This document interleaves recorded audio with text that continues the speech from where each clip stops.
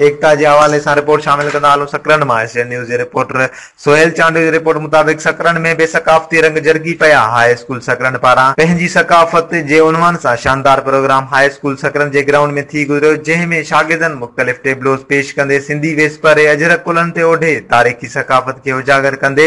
1 December ते भरपूर नमूने मल्हाइण जो वचन वरजायो। उन मौके ते प्रोग्राम में शरीक उस्तादनि शागिर्दनि एसडीएन न्यूज़ सां ॻाल्हाईंदे चयो त 1 दिसंबर ते